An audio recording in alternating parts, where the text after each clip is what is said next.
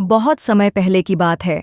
7वें आकाश में एक जादुई राज्य था, स्वप्नलोक। यह जगह सिर्फ परियों का घर थी।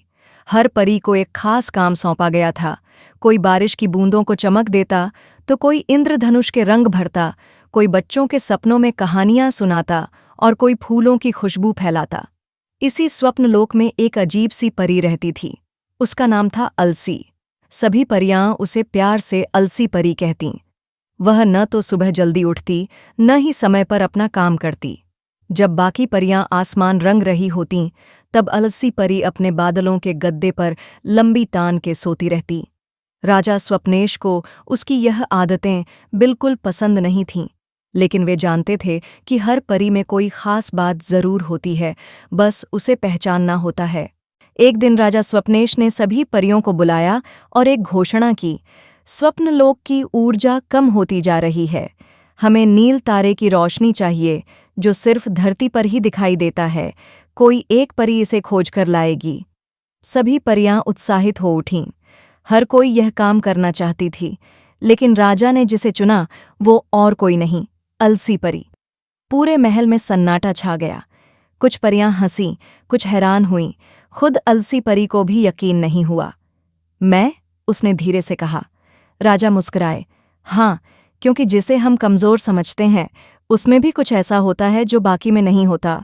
अगले दिन अलसी परी को उसका चमकता हुआ परिलोक बैग, एक जादुई नक्शा और एक नीली बोतल दी गई, जिसमें वह नील तारा भर सकती थी।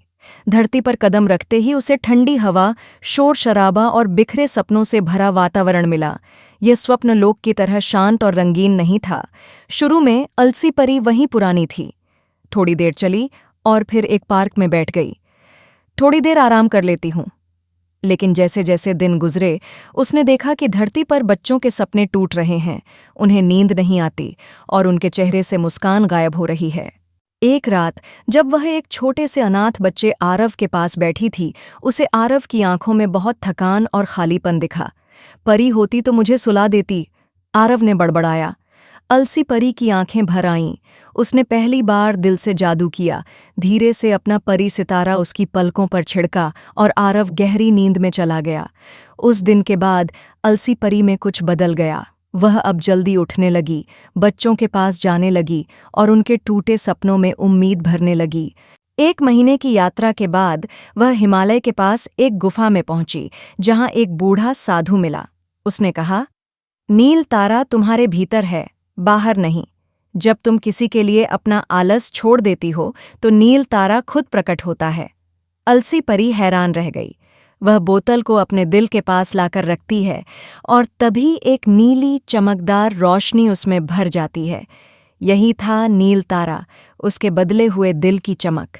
जब वह स्वप्नलोक लौटी, सबकी आंखें चौंक गईं। अब वह थकी और उनींदी नहीं थी। उसका चेहरा आत्मविश्वास से भरा था। राजा स्वप्नेश ने पूरी सभा के सामने उसे सम्मानित किया। अलसी परी नहीं, अब से हम तुम्हें जागृत ज्योति कहेंगे। अब वह परी स्वप्नलोक की नई संरक्षिका बन गई, जो दूसरों के भीतर छिपे आलस्य को समझती थी और उसे आशा में बदल देती थी।